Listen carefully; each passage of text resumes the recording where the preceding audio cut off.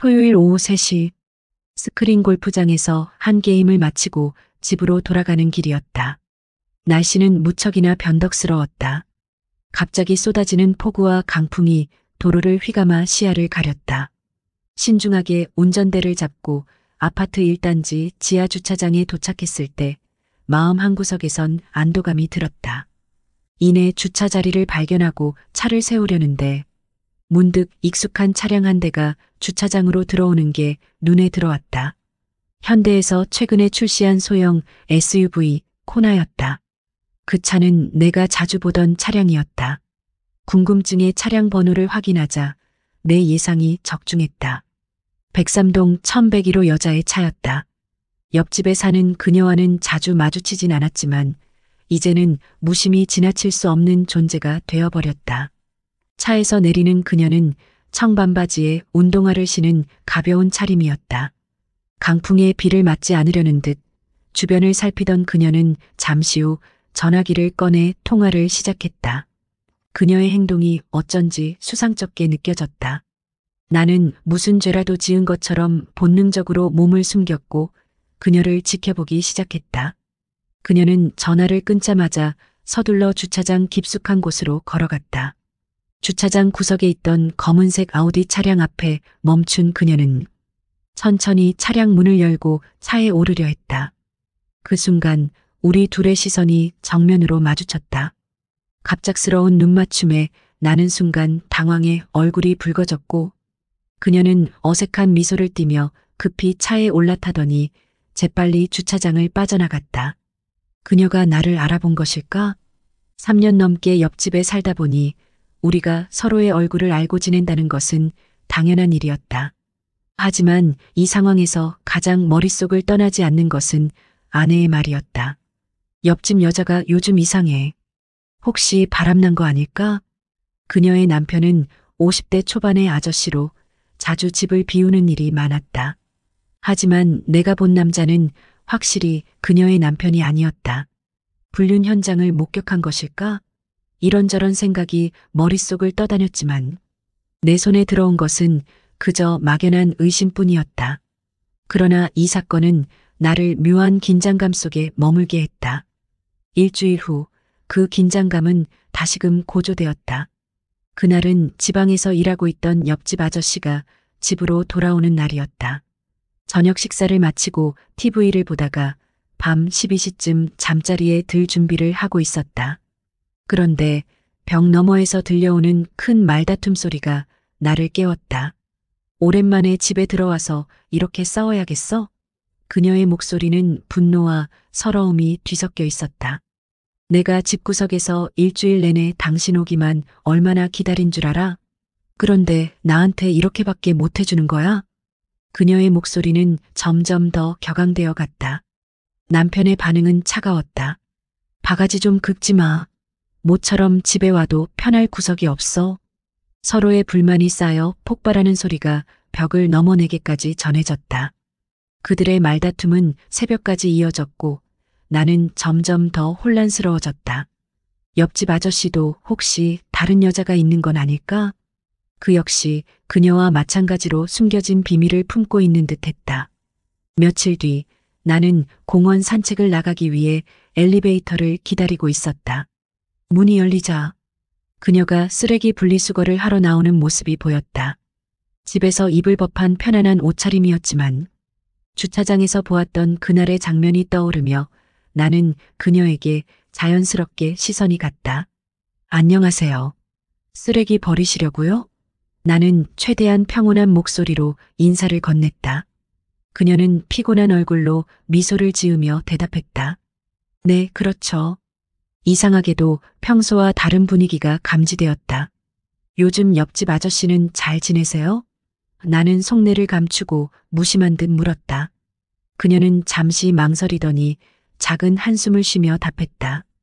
요즘 집에 거의 안 들어와요. 그나마 와도 아무것도 제대로 안 해요. 그녀의 목소리에는 깊은 피로와 슬픔이 섞여 있었다. 나는 당황스러웠다. 왜 나에게 이런 이야기를 하는 걸까? 그녀의 불만과 고백은 마치 그녀가 나에게 무언가를 암시하는 듯했다. 결혼 생활이란 게 다 그런 거죠. 다들 정으로 살아가는 거 아니겠어요? 나는 겨우 말문을 열었다. 그래도 남편분이 성실하고 가족들한테 잘해주시잖아요. 그런 부분을 더 봐주세요. 그러고는 그녀의 기분을 풀어줄 생각으로 살짝 농담을 건넸다. 답답하시면 언제든지 저한테 상담하러 오세요. 그 말에 그녀의 얼굴이 조금 밝아졌다. 그럼 오늘 상담 한번 받아보면 안 될까요? 그녀는 나를 따라 공원 입구까지 함께 걸었다. 그날 밤 우리는 공원 벤치에 앉아 한참 동안 이야기를 나눴다. 그녀는 남편에 대한 서운함과 억눌린 감정을 마치 오랫동안 억제해왔던 듯 풀어놓았다. 나는 조용히 그녀의 말을 들어주었고 그렇게 우리는 한층 더 가까워졌다. 그녀의 이야기는 나에게 묘한 감정을 불러일으켰다. 그녀의 눈에 비친 남편과의 관계는 무너져가고 있었고 그녀의 마음속에 자리 잡은 공허함은 이제 나에게까지 전해졌다. 며칠 뒤 생각지도 못한 순간에 그녀에게서 연락이 왔다. 평소엔 무심하게 지나치던 문자 알림이 이번에는 왠지 모르게 나를 긴장하게 만들었다. 메시지를 확인하자 간단한 문장이 적혀 있었다. 혹시 술 한 잔 사주실 수 있나요? 옆집 여자인 걸 확인하고 순간적으로 마음이 요동쳤다. 평소에 그렇게도 조용하고 단정했던 그녀가 먼저 연락을 해온 것도 그리고 그 내용이 술 한잔 하자는 것이란 점에서 놀라웠다. 나는 조금 망설였지만 이내 답장을 보냈다. 어디서 만나죠? 그녀는 곧바로 답장을 보냈다. 근처에 괜찮은 바가 있어요. 오늘은 그냥 누군가와 이야기하고 싶어요. 조용한 목소리로 그녀가 나를 부른 것만 같았다. 나는 곧장 준비를 하고 그녀가 말한 바에서 만나기로 했다. 그녀는 이미 도착해 있었다. 어두운 조명 아래에서 그녀는 평소와는 다르게 약간 흐트러진 모습이었다. 여전히 단정한 차림이었지만 그 안에 감춰진 고뇌가 느껴졌다. 테이블에 앉자마자 그녀는 한숨을 쉬며 잔을 채웠다. 오랜만에 이런 자리에 나오니 어색하네요. 그녀가 잔을 들어 올리며 말했다. 저도 그래요. 자주 이런 자리에 나오진 않거든요. 나는 웃으며 그녀의 잔을 받아들였다. 한 모금씩 술을 마시며 우리는 처음엔 일상적인 이야기로 대화를 시작했다. 날씨, 최근의 뉴스, 이웃들과의 작은 이야기들. 그러나 시간이 지나면서 대화는 점점 그녀의 개인적인 이야기로 흘러갔다. 사실 요즘 참 힘들어요. 그녀는 갑자기 무겁게 입을 열었다. 남편은 여전히 지방으로 출장을 다니고 집에는 나 혼자 남겨져 있는 시간이 많아졌거든요. 나는 조용히 그녀의 말을 들으며 고개를 끄덕였다. 그럼 많이 외롭겠네요. 혼자 있는 시간이 길어지면 누구나 견디기 힘들죠. 그녀는 쓴웃음을 지으며 잔을 다시 채웠다. 외로움이란 게 이렇게 무섭고 괴로운 건지 몰랐어요. 처음에는 괜찮을 줄 알았는데 점점 더 참기 힘들어지네요. 나는 잠시 망설이다가 물었다. 혹시 다른 사람과 이야기해 본 적은 없나요? 친한 친구라든가 가족이라든가. 그녀는 고개를 저었다. 친구들도 각자 바쁘고 가족들에게는 이런 이야기하면 걱정만 끼칠 테니까요. 그래서 오늘 이렇게 나와서 얘기하는 거예요. 그녀의 말에 나는 더 이상 무어라 말할 수 없었다. 단지 잔을 채우며 그녀가 하고 싶은 이야기를 기다렸다. 사실 그녀는 눈을 살짝 피하며 말을 이었다. 얼마 전 주차장에서 저를 본 거 다 알아요. 나는 순간 놀랐지만 당황한 기색을 감추려 애썼다. 아, 네. 그랬던 것 같아요. 혹시 무슨 일 있었던 건가요? 그녀는 잠시 침묵하더니 고개를 숙였다. 그 사람은 그냥 친구 같은 사람이에요. 그런데 그날은 이상하게 마음이 흔들리더라고요. 내가 왜 그랬을까 싶기도 하고. 그녀의 솔직한 고백은 나를 더 깊이 그녀에게 끌어당겼다. 우리 모두 그런 순간이 있죠. 나는 조용히 말했다. 때론 가까운 사람보다 조금은 멀리 떨어진 누군가와 대화하는 게 더 편할 때가 있어요. 그녀는 내 말을 듣고 조용히 고개를 끄덕였다. 그래서 오늘 이렇게 나왔어요. 당신과 얘기하고 싶었거든요. 평소에는 그냥 지나칠 수도 있는 사람이었지만 뭔가 이상하게 마음이 갔어요. 나는 그녀의 고백에 마음이 따뜻해지면서도 동시에 무겁게 가라앉았다. 이 순간이 우리 관계의 변화를 예고하는 것일까? 아니면 단지 외로운 그녀의 일시적인 감정일까? 그날 우리는 술잔을 기울이며 더 많은 이야기를 나눴다. 그녀는 점점 더 마음을 열었고 나 역시 그녀에게 솔직한 감정을 드러내기 시작했다. 그렇게 우리는 서로에게 조금씩 다가갔다. 단순한 이웃에서 서로의 외로움을 이해하고 나누는 관계로 그날의 대화는 우리 사이에 보이지 않는 연결고리를 만들었다. 그리고 2년이란 시간이 훌쩍 지났다. 올해 42살이 된 나는 삶의 중대한 기로에 서 있었다.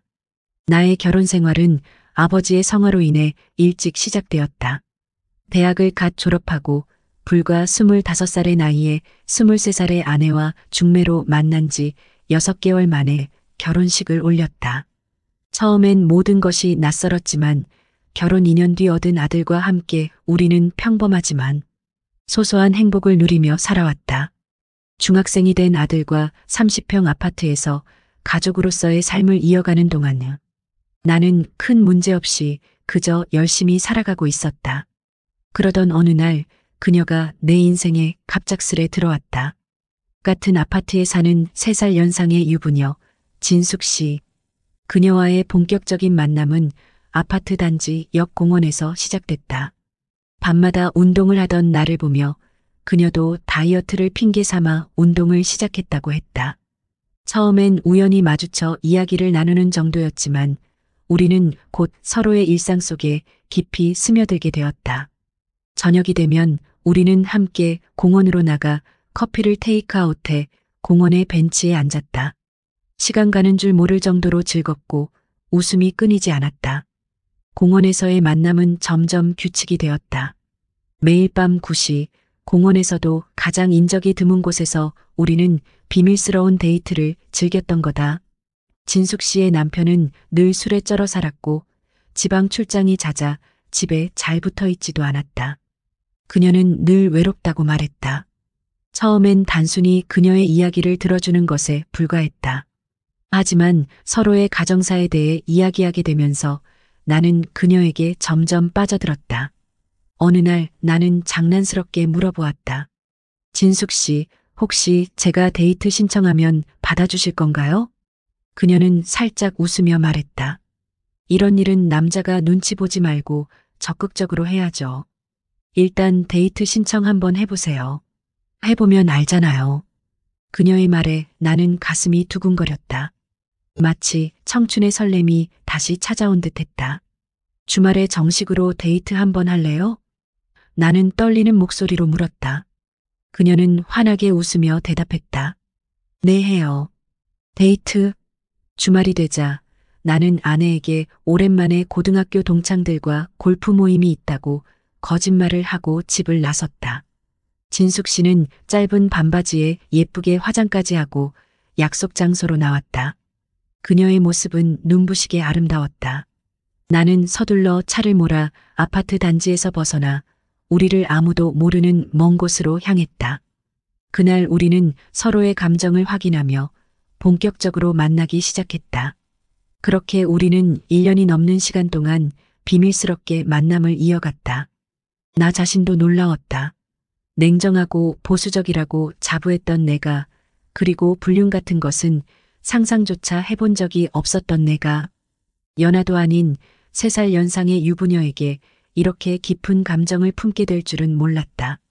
이 관계는 단순한 불장난이 아니라 서로를 아끼고 사랑하는 사이로 발전했다.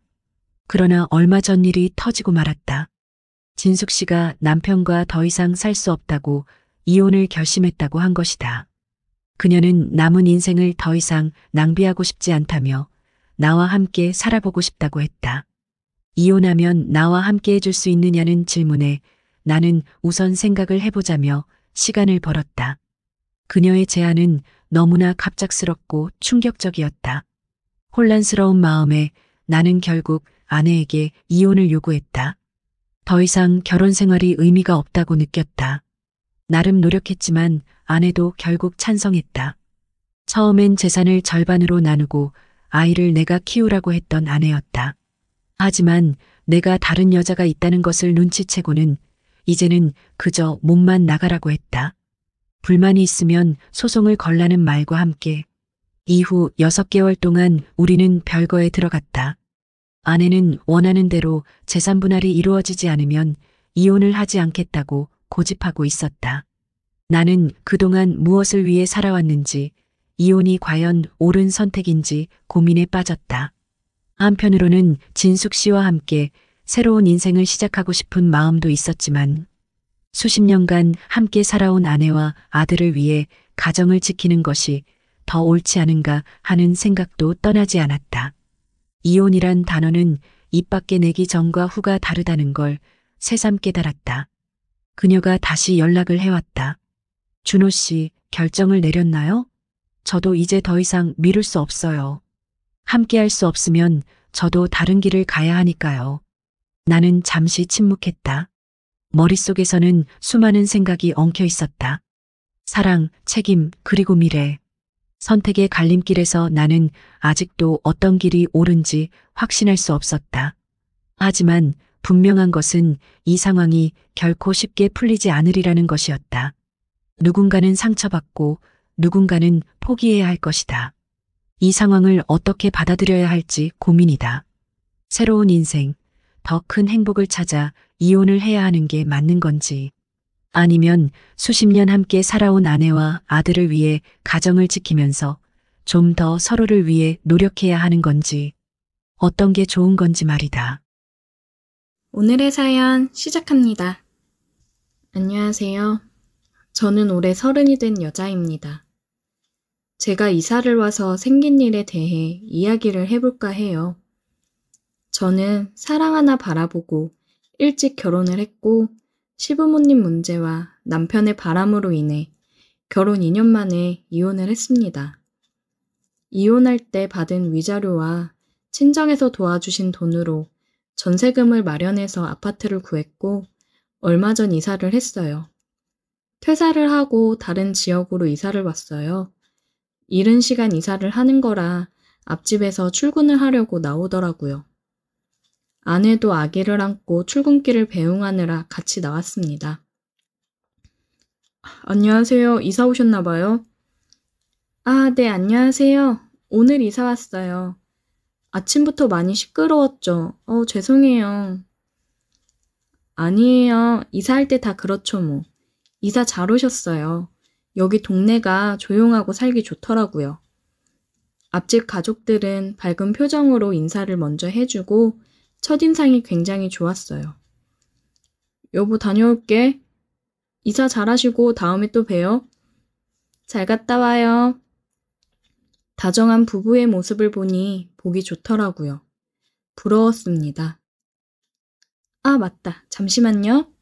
저는 이사하느라 시끄러울까봐 미안한 마음에 앞집이랑 아랫집에 드릴 복숭아를 한 박스씩 준비했는데 집으로 들어가 한 박스를 가지고 나왔어요. 이거 이사하느라 시끄럽게 해서 죄송해가지고 인사도 드릴 겸 준비했거든요. 가지고 가서 드세요. 어머, 뭘 이런 걸 다. 감사해요. 잘 먹을게요. 애기 안고 계셔서 들기 힘드실 텐데 문 열어주시면 제가 안쪽에 넣어드릴게요. 감사합니다. 좋은 이웃을 만난 것 같아서 기분이 좋았습니다. 새로운 곳에서 행복하게 살아보자 생각을 했어요. 이렇게 좋았던 첫 만남이었는데 어쩌다 일이 이렇게 된 건지 남편이랑 똑같은 사람이 된 것만 같아 제 자신이 원망스러워졌어요. 다음 날 저는 새 직장에 출근을 하기 위해 집을 나섰고 엘리베이터를 누르고 기다리고 있는데 앞집에서 사람이 나오더라고요. 안녕하세요. 출근하시나 봐요. 아, 네, 안녕하세요. 이사 다 하고 오늘부터 다시 출근해요. 엘리베이터에 타고서도 대화를 나누었어요. 처음 봤을 때도 느낀 거지만 사람이 참 다정하고 친화력이 좋더라고요. 저는 버스를 타려고 가는데 그 남자도 저와 계속 같은 방향으로 갔습니다. 버스 타고 출근하세요? 네, 와이프가 차 타고 애기 어린이집 데려다주고 출근하거든요.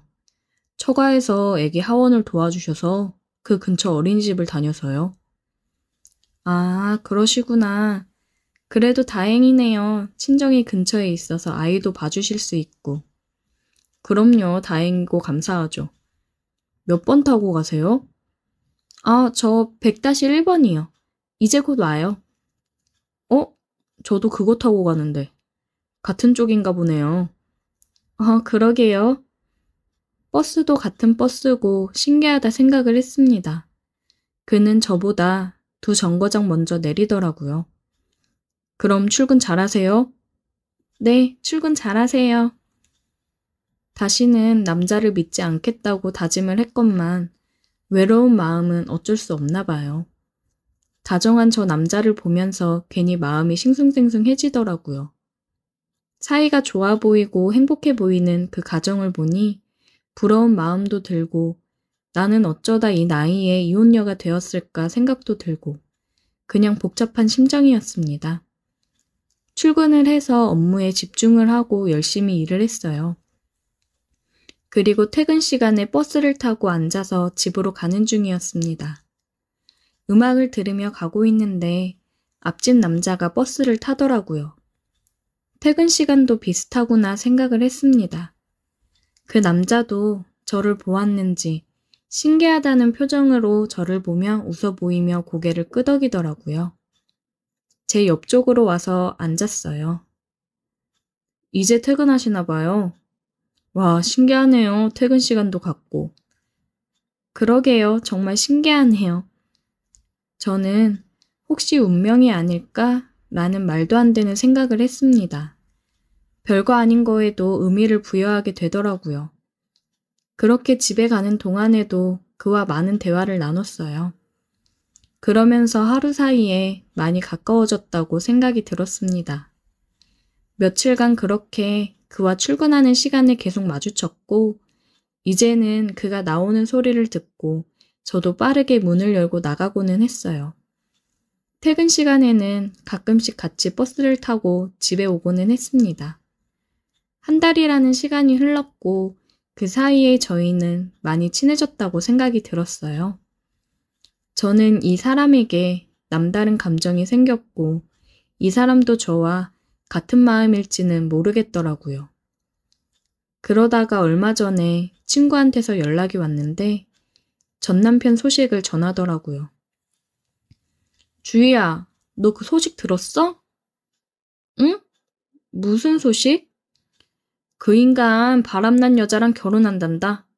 다음 주에 시골린데 진짜 미친 거 아니니?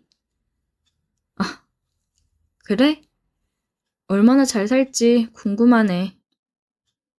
친구와 통화를 끝내고 다 잊었다고 생각을 했는데 그 여자와 결혼을 한다고 하니 마음이 아프기는 하더라고요. 나는 그 인간을 만나 고생이란 고생을 다하고 지금 그 사람이랑 같이 살았던 곳에 살고 싶지 않아서 근처 지역으로 이사를 왔고 새로 남자를 만나는 게 겁이 나면서 어려운 일인데 그 인간은 아주 잘 살고 있다고 하니 화가 많이 나더라고요. 퇴근을 하고 집에 가는데 눈물이 났습니다. 저는 집 근처 편의점으로 들어가서 맥주를 사들고 집으로 가고 있었어요. 주희 씨? 뒤에서 그 남자가 저를 부르더라고요. 그를 보는데 왠지 모르게 눈물이 더 흘렀습니다. 그는 당황을 했고 무슨 일이 있냐며 어쩔 줄 몰라 하더라고요. 미안한데 나랑 술 한잔 해줄래요? 그는 와이프랑 통화를 하더니 간단하게 술 한잔 하자고 자기가 사겠다며 근처 술집으로 갔습니다. 무슨 일이길래 맥주를 사들고 그렇게 울고 있어요. 저 몇 달 전에 이혼하고 이사 온 거거든요. 근데 바람나서 저랑 이혼한 전 남편이 그 여자랑 결혼을 한대요. 그냥 그 얘기 듣는데 저만 너무 불쌍한 것 같아서 눈물이 나더라고요. 저는 술을 먹어서 그런지 앞집 남자에게 이런저런 얘기를 털어놓았습니다. 그러면서 제 마음에 대해서도 은근슬쩍 얘기를 했어요. 이사 오고 다정하고 사이좋은 은호 씨 부부 보면서 참 부럽고 저한테 먼저 말 걸어주고 친절한 은호 씨한테 정말 고마웠어요. 타지로 이사 와서 아는 사람도 하나 없는데 별거 아니지만 대화를 할 상대가 있다는 게 참 고맙더라고요. 그는 말없이 저를 토닥여 주더라고요. 점점 이 사람에게 마음이 커져갔습니다. 술을 마시고 집으로 돌아갔고 저는 이러면 안 되지만 제 마음을 그에게 조금씩 표현하기 시작했습니다. 그가 저를 바라봐 주기를 바랬어요. 그래서 저는 며칠간 출근할 때도 옷도 짧은 치마를 입고 조금 더 섹시하게 차려입었습니다. 저를 보는 그를 보니 눈을 어디다 둬야 할지 모르겠다는 표정이 보였어요.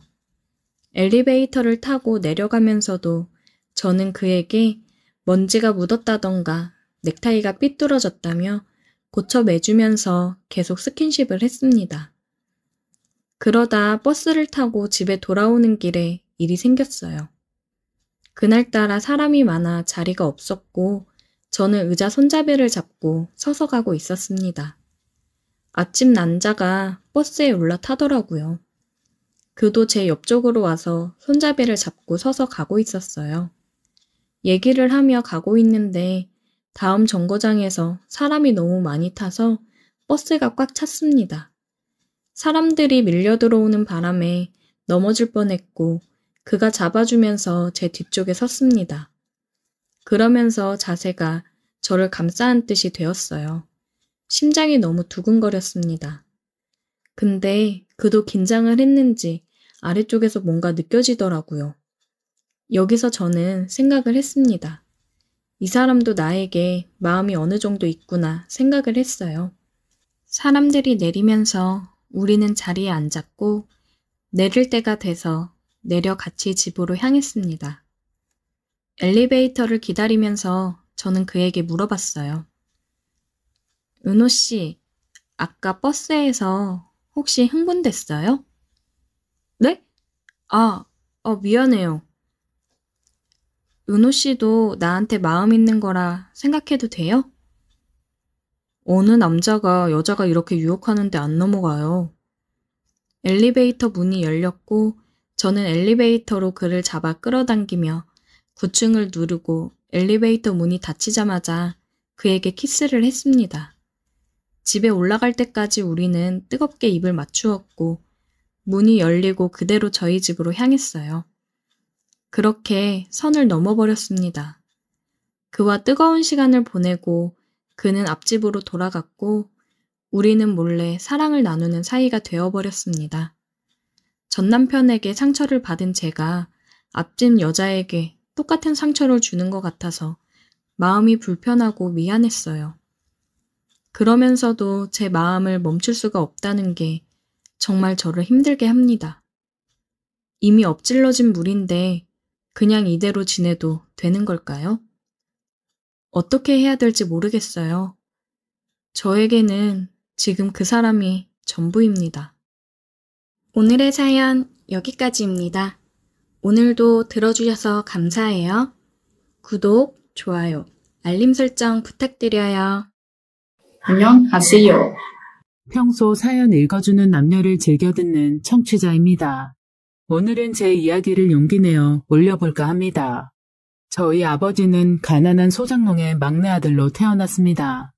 가진 것이라곤 날띠 낡은 수저와 비가 오면 빗물이 새고 추운 바람이 불면 바람 한 점 막아주지 못하는 오래된 초가집 한 채뿐이었어요. 매일매일 끼니 걱정을 하며 사는 가난한 집이었습니다. 비록 가난한 집이었지만 아버지는 누구보다 성실하게 농사를 지으시며 언제나 저와 어머니에게 따뜻하게 웃어주시는 저에게는 세상에서 가장 좋은 아버지였습니다. 어렴풋하게 기억나는 아버지는 고된 농사일로 힘드셨을 텐데도 불구하고 언제나 웃으며 저를 안고 어디든 다니셨던 기억이 납니다. 가난했지만 가난을 몰랐던 저는 행복한 유년기를 보냈습니다. 하지만 어느 날 여름 장맛비가 너무 심하게 내리던 날이었어요. 아버지는 추수를 앞둔 벼농사를 망칠까봐 걱정이 많으셨고 그날도 논을 살펴보시러 나가셨다가 화를 당하셨습니다. 급하게 불어난 물에 휩쓸리셨죠. 저희 아버지의 시신은 3일이나 지나서야 마을에서 한참 떨어진 곳에서 발견이 되었습니다. 그날 아침 아버지는 저에게 줄 꽃모자를 만들어주시고 이른 아침 나가셨던 기억이 아직 생생하게 납니다. 어린 저는 그 당시 무슨 일인지 잘 알지 못했어요. 시간이 조금 지나서야 어머니의 통곡 소리와 저희 집에 찾아온 마을 어르신들의 대화에서 알 수 있었죠. 아버지는 이제 다시는 볼 수 없다는 것을요. 저희 어머니는 아버지와 같은 마을에서 태어나 어린 시절부터 아버지를 알고 지냈었다고 합니다. 원래 집에서 정해둔 짝이 있었지만 어머니는 아버지를 사랑해서 집안의 반대에도 불구하고 아버지와 결혼을 하셨다고 해요. 아마도 반대의 큰 이유는 가난이었을 겁니다. 어머니는 그 일로 집안에서 내쳐졌으며 결혼 이후 친정과는 거의 왕래를 하지 못하셨다고 합니다. 어머니는 아버지가 돌아가시고 오래 슬퍼하시지도 못하셨어요. 당장 자식의 끼니 걱정에 슬퍼할 겨를도 없이 일을 하셔야만 했죠. 제 어린 기억에도 어머니는 안 해본 일이 없을 정도로 이 일 저 일 가리지 않고 하셨던 것 같아요. 워낙 자존심이 강하셨고 대나무 같은 분이셔서 그렇게 힘든 상황에서도 친정집에 도움을 구하시지는 않았습니다. 어머니는 일을 하시고 늘 늦게 집에 들어오시곤 했습니다. 저는 하루 종일 집에서 혼자 놀았고 늦게 돌아오시는 어머니와 놀고 싶어서 아무리 피곤해도 잠들지 않고 어머니를 기다리곤 했어요. 그러면 어머니는 언제나 옥수수나 감자 같은 먹을 것을 품에 들고 오셔서 저를 주곤 하였죠. 힘들게 일하고 돌아오셔서는 쉬시지도 못하고 저에게 여자도 공부를 잘해라 나중에 네 꿈을 펼칠 수 있다며 한글과 산수 등을 가르쳐 주셨습니다. 저는 그런 어머니와 함께하는 밤 시간이 너무 좋았어요. 언제나 어머니 품에서 나긋한 어머니 목소리를 들으며 잠들곤 하였었죠. 어머니는 제가 국민학교를 다니던 어느 날 더 이상 일을 나가시지 않으셨습니다. 몸이 안 좋아지셔서 하루 이틀씩 일을 못 나가시더니 어느 날부터는 일을 그만두고 집에만 있으셨죠. 어머니는 많이 마르셨고 쇠약해져 있었어요. 저를 키우기 위해서 주말에도 쉬시지도 못하고 일만 하셔서 병이 생기셨죠. 저는 그런 어머니에게 앞으로 하루에 밥도 한 번만 먹고 학교도 안 다닐 테니 이제 힘들게 일하지 말고 집에서 쉬라고 했습니다. 어머니는 그런 저를 따뜻하게 꼭 안아주시며 아무 말씀도 하지 않으셨어요. 그리고 며칠이 지나지 않아 저희 집에 한 남자가 찾아왔습니다. 그 남자는 저희 어머니에게 누이라고 불렀고 어머니는 저에게 그 남자를 외삼촌이라고 소개해 주었습니다. 태어나서 처음 보는 어머니 친가 쪽 가족이었어요.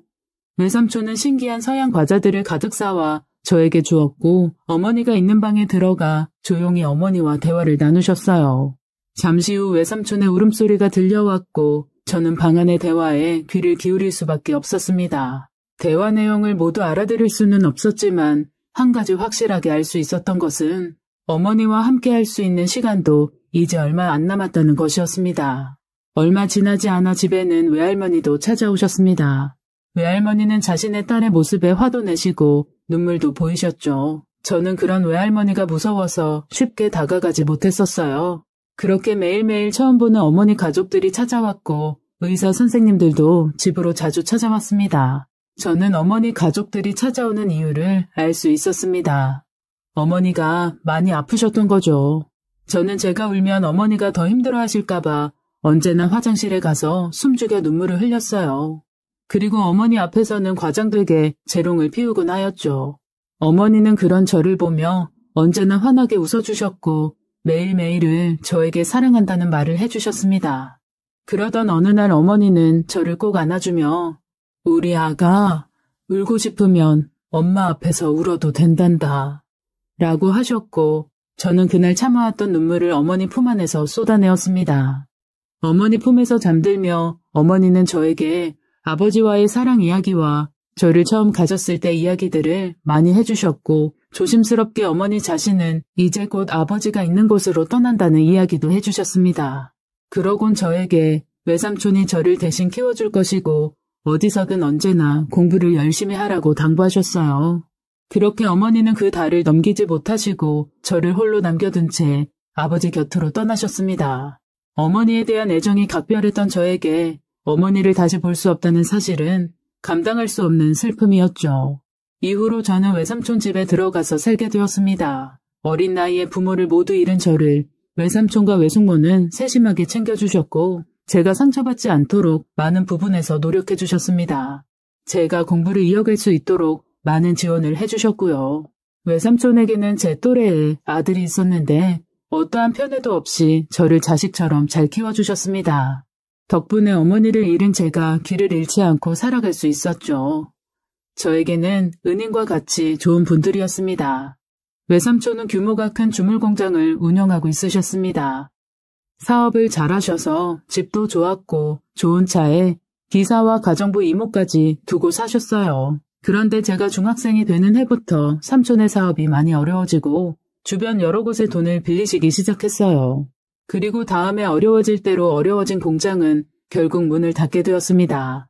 매일같이 집으로 빚쟁이들이 찾아와서 행패를 부리는 것이 일상이 되었죠. 결국 버티지 못한 외삼촌은 어느 날 밤에 빚쟁이들 눈을 피해 몰래 떠나게 되었습니다. 하지만 저도 데리고 도망갈 수 없었죠. 외삼촌은 저에게 신문지에 쌓여있는 돈다발을 쥐어주었습니다. 그 돈은 돌아가신 어머니가 남겨주신 돈이었다고 했죠. 아무리 사업이 어려워졌어도 그 돈은 절대 건들 수 없다고 했어요.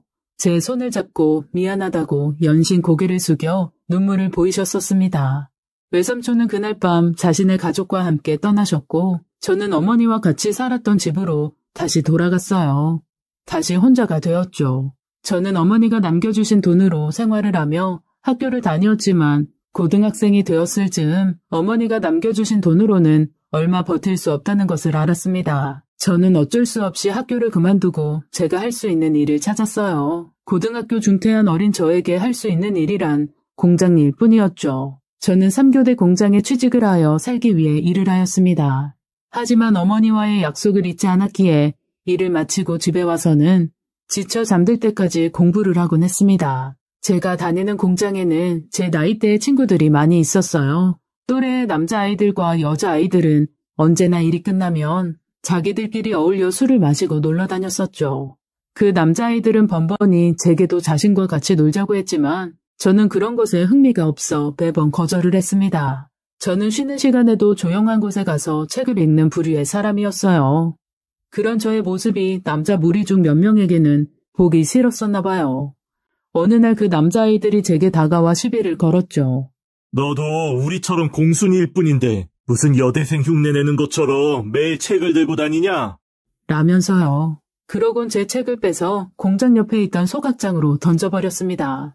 화가 났지만 소심한 저는 아무 말도 할 수 없었어요. 그런데 그때 다른 남자 한 명이 저에게 다가와 제 편을 들어주었습니다. 낮에는 일을 하고 밤에는 공부하는 친구를 존경하지 못할 망정. 어디서 폐악질이야? 안녕하세요. 라고요.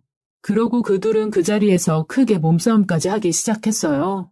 싸움은 많이 커졌고 공장에 나이 많은 어른들이 와서야 간신히 싸움은 끝이 났습니다. 공장 어른들은 제게 시비를 건 남자아이들을 크게 혼내셨고 다행히도 그 뒤로는 저를 건들지 않았습니다. 저는 다음날 일이 끝나고 저를 도와준 남자아이에게 약을 주기 위해 찾아갔어요.